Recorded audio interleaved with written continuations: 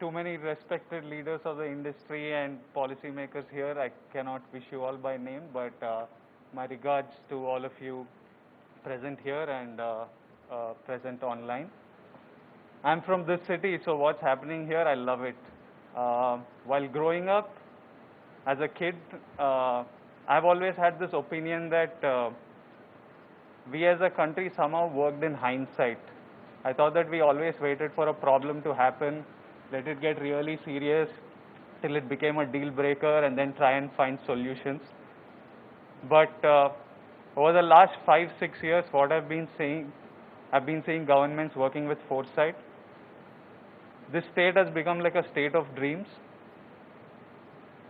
Like be it having 24/7 power supply, like my village, my district, we have water which for farming and people are getting 2 crops a year. There's more money to spend. The land rates have gone up. All this is like magical to us. We haven't seen it in life. Be it T-Hub, be it iPass.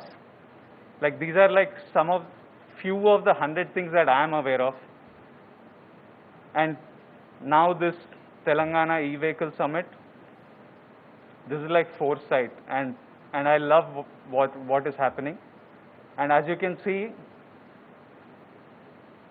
a lot of it has happened under our current Chief Minister KCR Garu's administration, and KTR Anna, congratulations for what all is happening. I've always said we are in good hands.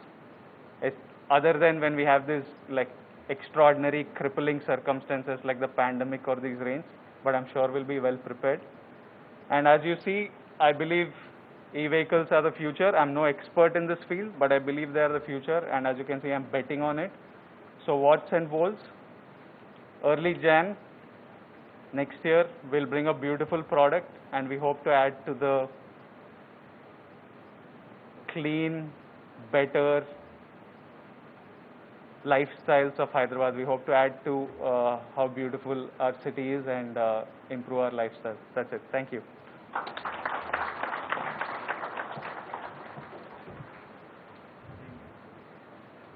Ladies and gentlemen, with this we come to the close of the session. Thank you for being such a wonderful virtual and in-person audience.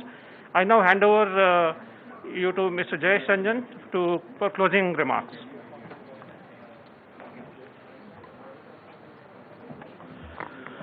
I would like to inform members of the audience that from 12:15 onwards, there will be a very interesting virtual panel discussion which will involve very eminent industry leaders like Ms. Sulajja Firodia Motwani of Kinetic Green, Mr. Rahul Bharti of Maruti Suzuki.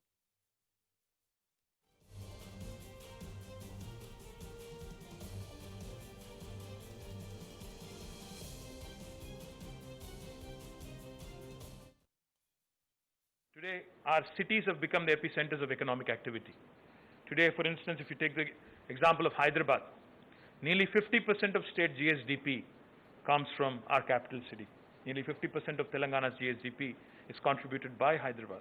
So therefore, it's extremely important to conserve, to preserve, and to ensure that the economic vitality our cities offer remains intact if we are to grow into a 5 trillion economy, as our Honorable Prime Minister keeps alluding to, or if we really have to get into the league of developed first world countries, as we all combinedly dream of every so often.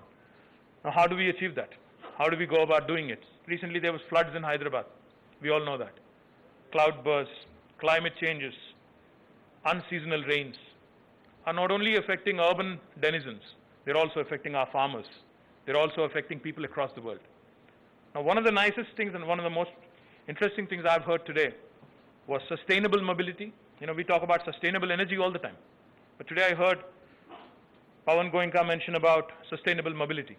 He also talked about shared mobility.